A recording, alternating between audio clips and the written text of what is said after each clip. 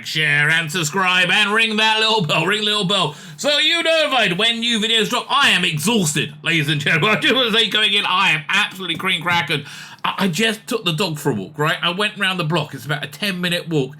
It's freaking insane out how hot it is. I should have done this, I don't know. If I put a frying pan out and cracked an egg in it when I start the walk, when I came back, I think it would be done. Anyway, I digress. You're not here for the Israeli weather. It's very, very hot, okay? It's very, very hot. You're here for a bit of Smir Salashim. What's Smir Salashim? It is the Jewish laws of holy and pure speech meant to enrich your lives and those around you, right? We're going from this book, Chavetz Chaim away there. Chavetz Chaim was the big rabbi who codified all this stuff, I think, like 19th century. Or again, I always say that really wasn't him, apparently. Apparently that was his butcher. It's called a shochet in Judaism, right?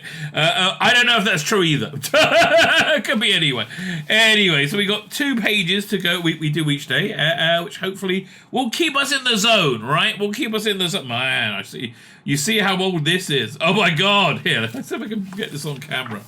So on the side of each page, you got a bunch of dates, right, showing you where you're going to be in the future, right? Can I make it? So it stops at 2000. Holy crap! This book's old. Okay, old. Anyway, so first part we're going to go is called character.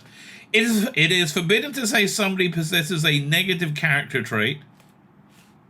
What if they do? Like, what? I don't know. Like, Dylan Mulvaney likes to wear dresses. I mean, like, well, it depends how you define it as negative, I guess. I'm just in the first sentence. Maybe they're going to qualify this. For example, it is forbidden to say the individual is quick-tempered, argumentative, stingy, arrogant. I don't know. I think you have to, like, be honest with who people are, right? I mean, they say it in a nice way, maybe. They say that somebody who is of bad character is categorically forbidden as a... to say somebody is of bad character is categorically forbidden as a derogatory statement. However, to indicate someone is of average character, for example, he does not overlook the wrong done to him, while not complimentary is also derogatory and may be permissible. I don't know, listen, I think I'm, like, you're dealing with somebody in business, I think it's going to go, they're telling you the principles, but let's say you're dealing with somebody in business who's a crook, right? You should keep an eye on things there, you right? I think that's, you got to be fair to everyone, right? You can't just be fair to, one person. I'm sure it's going to go into that as we go along. 1 second, where are we up to? On the basis of the principle of the relative statements discussed yesterday in day 4, the claim that person is known for his piety is actually no better than average is certainly Lashon Hara. Okay, so I think we're hitting the point where why people don't study this too much, because it's very easy to just go off the deep end and be terrified to say anything, right?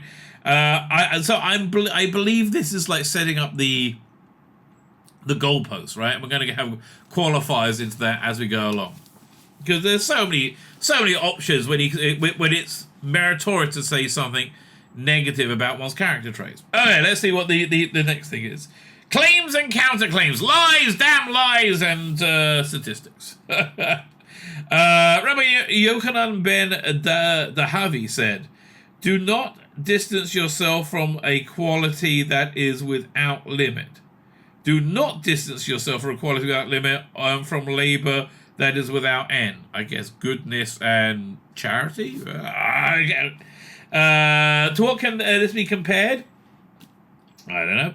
To someone who took water from the ocean and cast it onto dry land, and the ocean did not appear any less full, and the land did not become filled with water. The man grew frustrated. His employer said, "Foolish one, why are you upset? Each day you will receive a gold coin." Man, they missed out a lot of points on that story. Okay, so you had this guy who his job was to take a bucket from the ocean and throw it into the dry land to fill up the dry land with the ocean, and he thought it was impossible.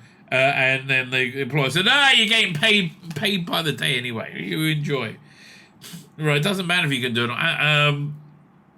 Okay. That's just...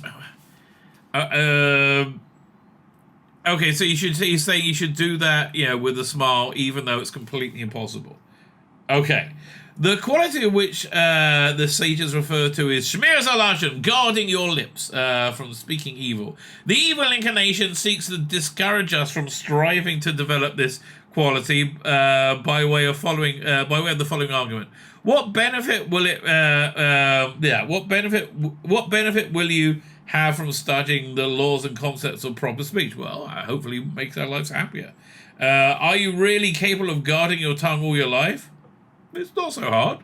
As long as you don't go deep in, like in the other bit we just said. And do you really think you can avoid everything that one is forbidden to speak? It's a minefield, right? It is a minefield. Why? You're a man of the world. You're a man of the world. Nudge, nudge, wink, wink. You've been around. It actually says that. You're a man of the world. You have dealings with lots of people.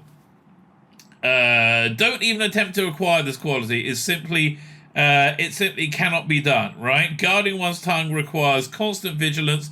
It is relevant countless times a day.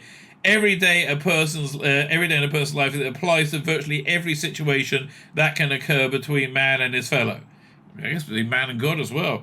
Rabbi Yochanan Badawi teaches that us that it is simply not true that one should not distance himself from a quality which is without limit, as we shall explain. Yeah, I think it's setting up, but it's saying listen, the road is long, and maybe you won't be able to finish it in your lifetime, right?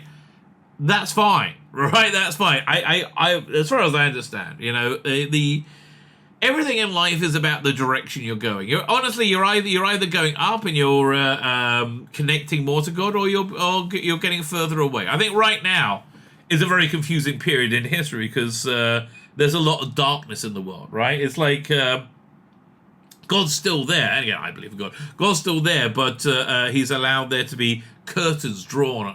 Imagine this. Okay, the analogy is you have a candle in a room. Well, I guess you could be a light.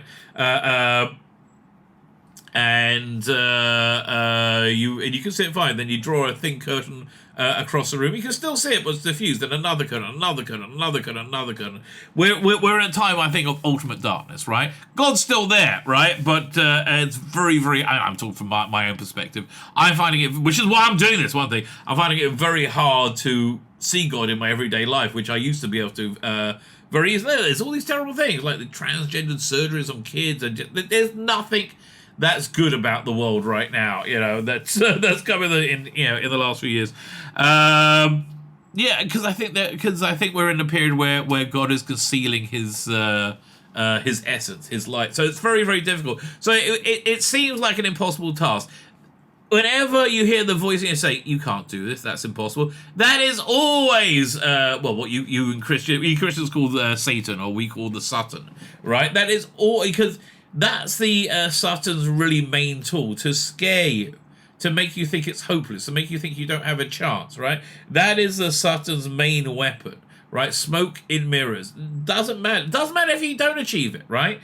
It only matters the direction you're going in life. And I would say, it's pretty hard to have all these laws in your head constantly. It's really not, actually. But I think it's reasonably hard. That's why we do this little 5-10 minute thing every day, right? Just to keep it bubbling in your mind. Fine! So with that, we're going to move on. And join me tomorrow as we will continue this exploration through the Jewish laws of holy speech.